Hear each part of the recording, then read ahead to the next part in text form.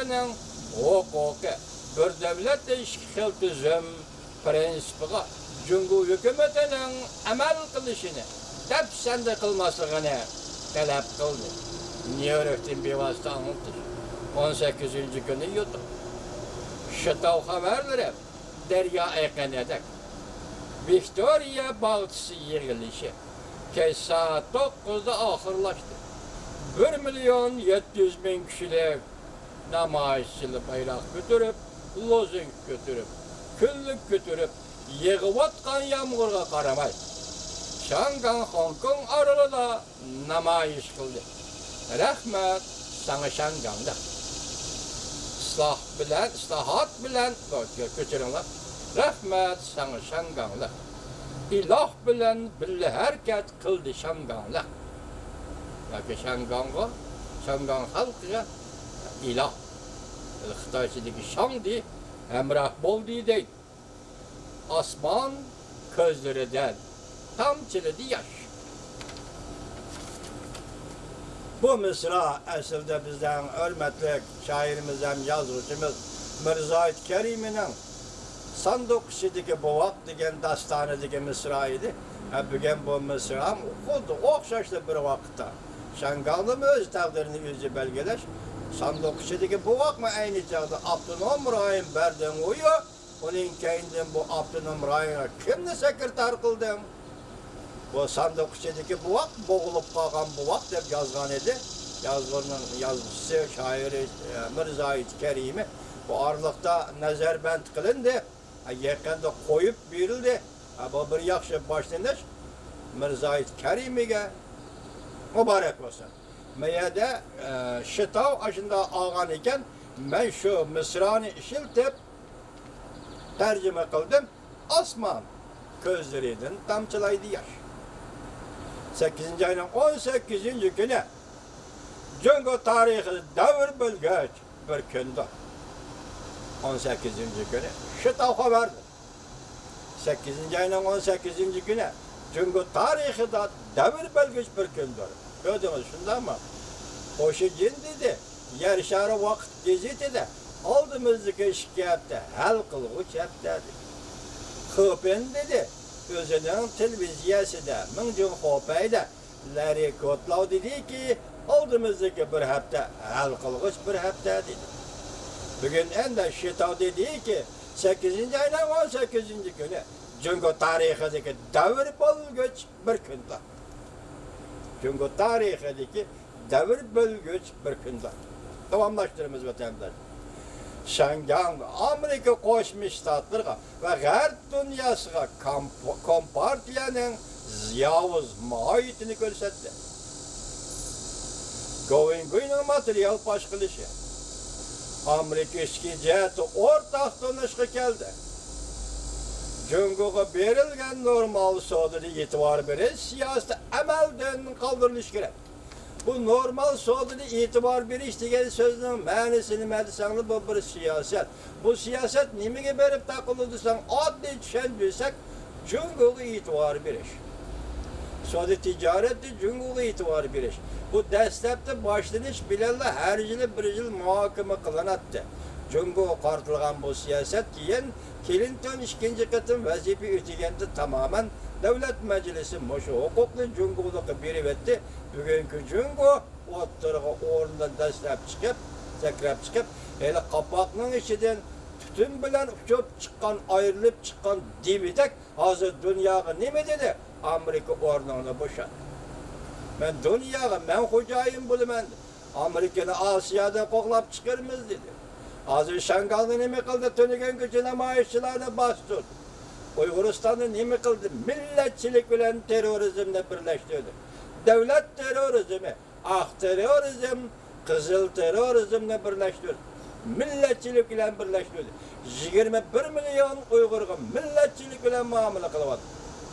Mana bu sodada e'tibor berish siyosati bilan boy bo'lgan Cumhur hukumatı esa demokratik yo'lga g'alaba qiladigan yo'lga xalqaro xalq bilan insoniyat bilan birlikda g'alaba qiladigan yo'lga mangmay Cumhur bu e'tibor berish siyosatini normal sodada e'tibor berish siyosatini xato tushunib fırsattan faydalanıp boşunda rezillikке qarapman dediğince. Bunun manisi aynı vakta başlanışı bilenler Cumhur'un Cenubi ülkelerinde işlep çıkırdığan mahsulatlarga uçığını aytganda esa $10 baş qo'yish to'g'ri kelsa Amerika Qo'shma Shtatlar Cumhur'a e'tibor berish bilan $2 baş qo'y degan gap. Bu gap o'tirg'i chiqdi va Prezident Trump o'zi dedi biz sizlarga yetkazdik. Nemishqa Amerika mahsulotlariga 25% baş qo'ydi. Nemishqa biz Cumhur'ning Amerika keldigan mahsulotlarga $2 baş qo'ymiz. Sababi nima tushuntirib qo'yinglar dedi. Dal mana shu savdoda e'tibor berish degan siyosetning talablarıydı. Nima deydi? Shangang Amerika Qo'shma Shtatlariga va G'arb dunyosiga Kompartiyaning yovuz moyitni ochib ko'rsatdi. Govingoyning material fosh qilishi. Amerika ishga jihatda o'rtaq tunishga keldi. Cumhurga berilgan normal savdoda e'tibor berish siyosiy amaldan qoldirilishi kerak. Shangang erkin savdo kelishimi amaldan qoldirilishi kerak. Qatarlıq bir qatar tədbirlər yolga qoyuldu. Govingoy New York bevosita xabarda. 19-cu gün. Geç benim işimde, vatandaş.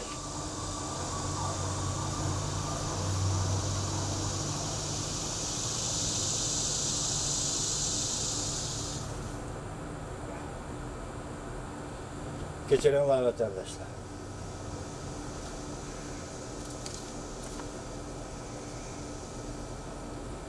Devamı, hükümetten bastırış propozisi.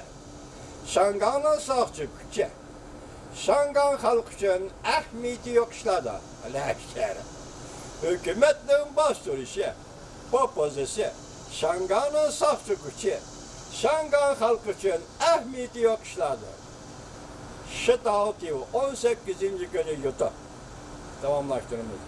Kanada, Avrupa İttifakı.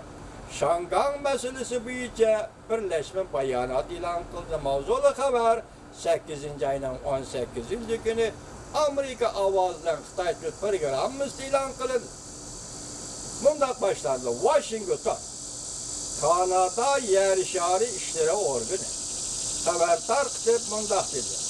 Kanada Taşkil İşler Ministeri Freeland'i ve Avrupa İttifakı diplomatiya ve bexatarlik siyaseti yuqori darajalik vakili shundaqla Avrupa Komitetining muavin raisi Buhlerni men bularni Xitoy tilida ahon qarab tarjima qildim, balki ismi xatodir, meni kechiringlar vatandoshlar.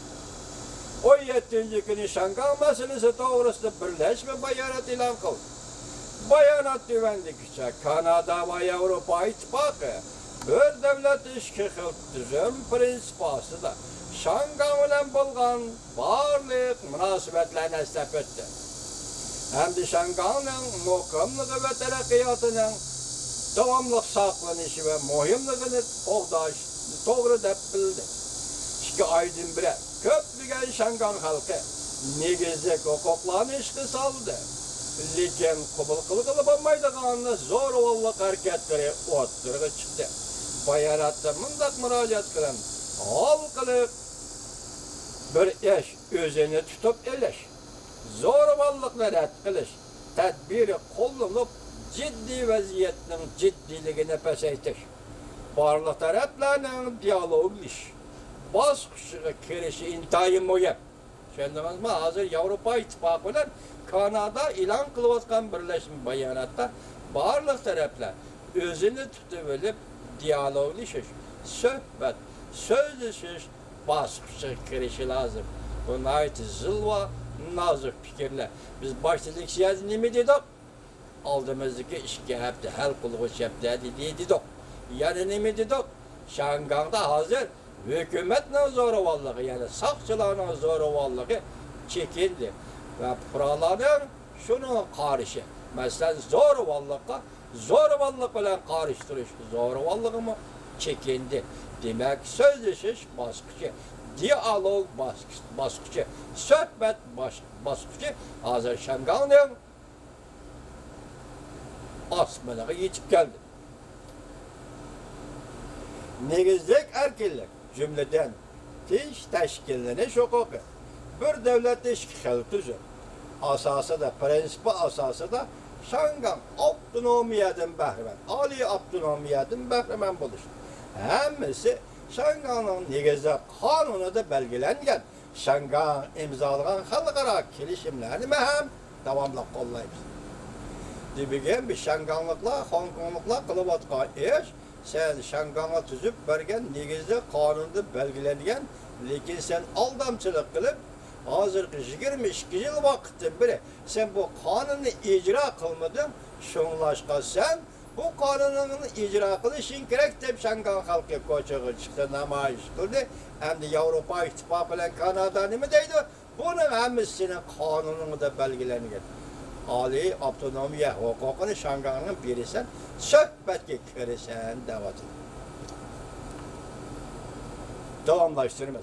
BDH yığınında talaş tartışlarının neticesi nime oldu? Anlaşla Karagan'da Şangan'da 101'ip yani Şangan'da davamlaşıvatkan namayişti. Renglik inkılap dep bekitken imiş. BDH yığını Şangan'da davamlaşıvatkan namayişti. Renglik inkılap dep bekitken imiş. 8. ayının 18. günü. Cüngağın eze dar bitti. 8. ayının 17. günü aslı avazı bilen verildi.